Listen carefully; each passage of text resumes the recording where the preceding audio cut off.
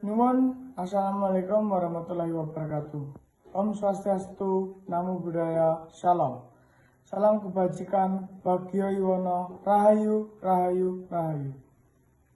Bapak Kepala Sekolah ingkang satuhu kinurmatan, Bapak-bapak saha ibu-ibu guru ingkang satuhu kula bektani, adik-adik kelas ingkang kula tresnani. Puji syukur tansah katur dumateng Tuhan Yang Maha Esa ingkang sampun paring kanugrahan, rahmat serta hidayah dumateng kita sedaya. Satemah ing wekdal punika saged kempal manunggal kanthi wilujeng ner ing sambikala.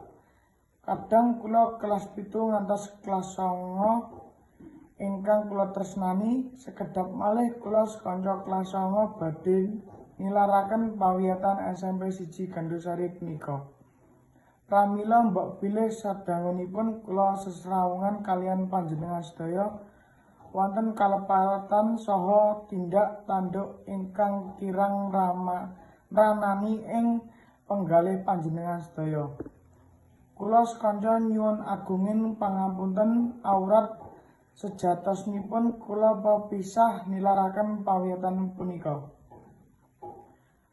Nilaraken adik-adik kelas kula ingkang sampun kula anggep kados dene sederek piyambak. Nanging kados pundi malih, jer kula panjenengan sedaya naming titah sawentah boten kawuwi nyelaki pepestening Gusti ingkang Maha Kuwasa. Adik-adik kula nderek paring pepenget dumateng panjenengan sedaya.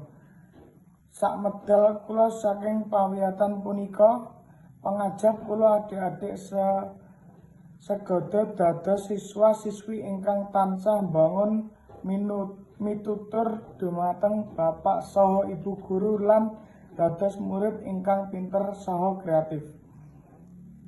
Adik-adik ingkang kula tresnani, kula tansah njurung donga lan pamuji mugi-mugi ingkang taksih wonten ing pawiyatan mriki tansah pikantuk pangayomanipun Allah Subhanahu wa taala.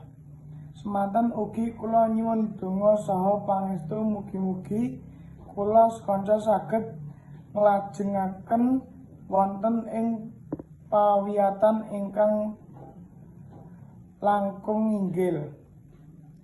Wasa naming samanter kula atur kula minangka sesulih rencang-rencang kelas 9 sedaya mbok bilih wonten galap gang suling saha benceng cewening atur kula nyuwun wassalamualaikum warahmatullahi wabarakatuh.